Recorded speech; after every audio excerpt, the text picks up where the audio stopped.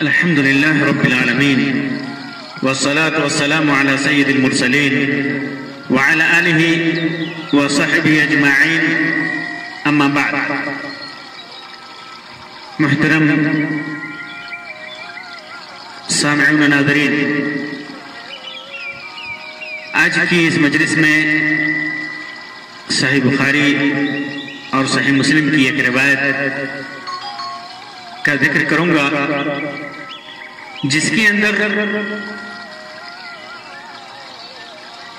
ایسے عمل کا ذکر ہے جس میں دو گناہ پائے جاتے ہیں. ایک ہی عمل ہے لیکن اس میں دو گناہ ہیں، اور وہ ہے جھوٹی قسم کھا کر کسی کا مال ہڑپنا.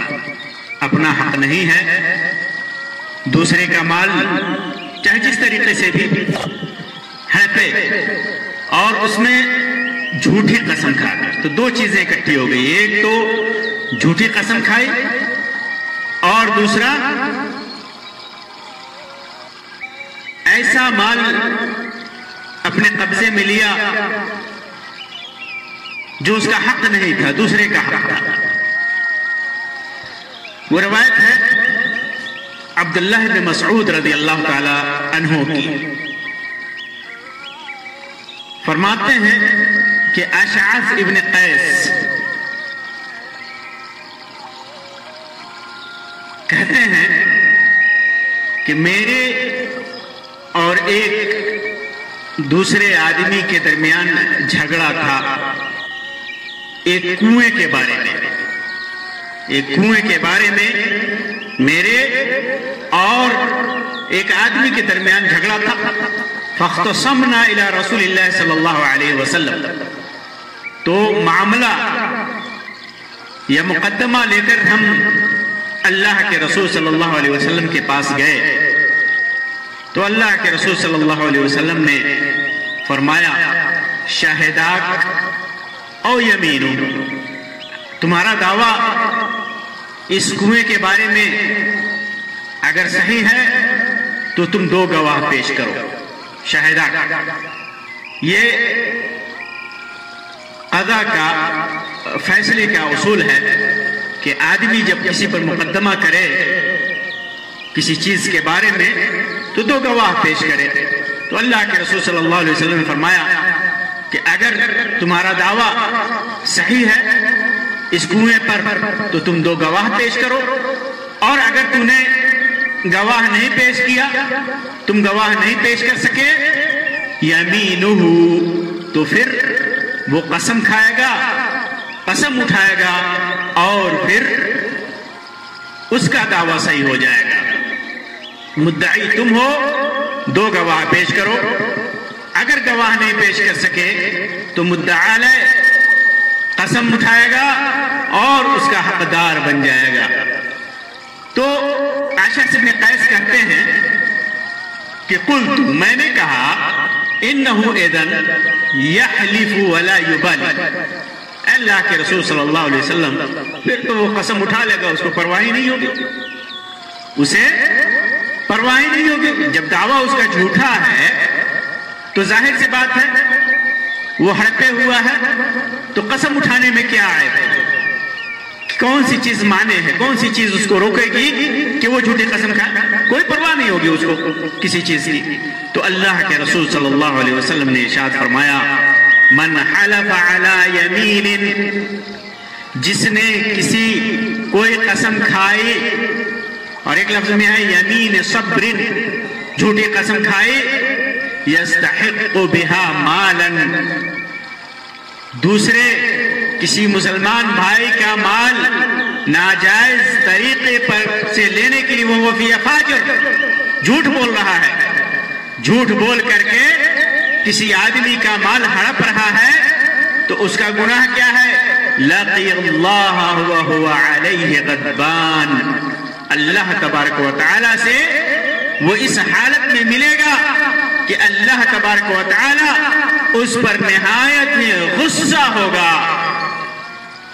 اگر کسی نے جھوٹی قسم کھا کر کسی کا مال ہڑپا تو پھر مرنے کے بعد جب وہ اللہ رب العزت سے ملے گا تو اللہ تبارک و تعالی اس پر غصہ ہوگا، اس پر ناراض ہوگا۔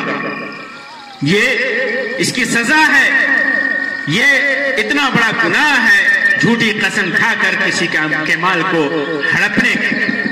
پھر اللہ تبارک و تعالی نے اس کی تصدیق اپنے وحی کے ذریعے نازل فرمائی اور اللہ کے رسول صلی اللہ علیہ وسلم نے اس کی تلاوت کی۔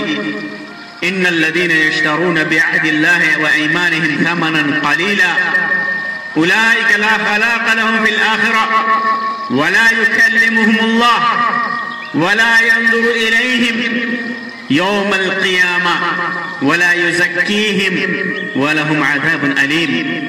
بے شک وہ لوگ جو اللہ تعالیٰ کے عہد اور اپنی قسموں کو تھوڑی قیمت پر بیچ ڈالتے ہیں دنیاوی فائدے کے لیے، اپنے عہد کو اور اپنے قسم کو بیچ ڈالتے ہیں، ان کے لیے آخرت میں کوئی حصہ نہیں۔ لا خلاق لهم فی الآخرہ، آخرت میں ان کے لیے کوئی حصہ نہیں۔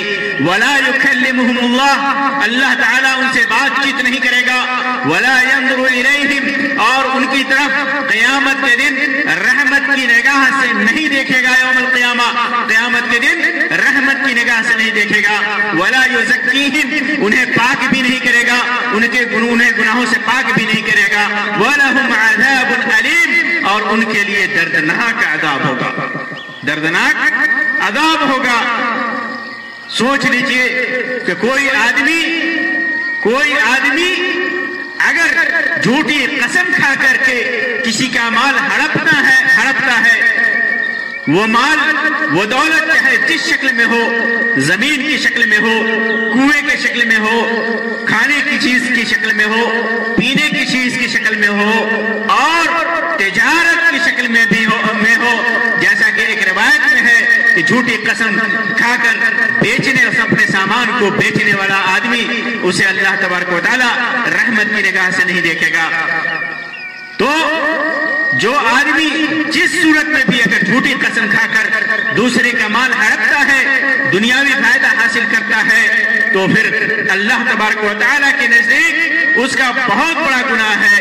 پہلی سزا تو یہ ہے کہ وہ اس آدمی کا آخرت میں کوئی حصہ نہیں ہوگا، دوسری سزا یہ کہ اللہ تبارک و تعالیٰ اس سے بات نہیں کرے گا، تیسری سزا یہ ہے کہ قیامت کے دن اللہ تبارک و تعالیٰ رحمت کی نگاہ سے نہیں دیکھے گا، چوتھی سزا یہ ہے کہ اللہ تبارک و تعالیٰ انہیں پاک نہیں کرے گا، اور پانچویں سزا یہ ہے کہ دردناک عذاب چکھائے گا۔ تو یہ ایسا عمل جس کے اندر دو گناہ اکٹھے ہو رہے ہیں، جھوٹی قسم کھانا اور دوسرا کسی کا مال ہڑپنا ناجائز طریقے سے، یہ دو گناہ ہے اور اس کی یہ سزا ہے۔ اللہ تبارک و تعالیٰ سے دعا ہے کہ اللہ تبارک و تعالیٰ ہمیں کسی بھی قسم کے گناہ سے بچنے کی توفیق عطا فرمائے، ہر قسم کے ظلم سے اور ہر قسم کے عصیان سے، ہر قسم کی طغیان سے، سرکشی سے اللہ تبارک و تعالی ہمیں اپنے حفاظت میں رکھے، نیک اعمال کرنے کی توفیق عطا فرمائے، سیدھے راستے پر سے چلائے۔ آمین یا رب العالمین۔ وآخر دعوانا ان الحمد للہ رب العالمین، وصلی اللہ علی خیر خلقہ وسلم، والسلام علیکم ورحمۃ اللہ وبرکاتہ۔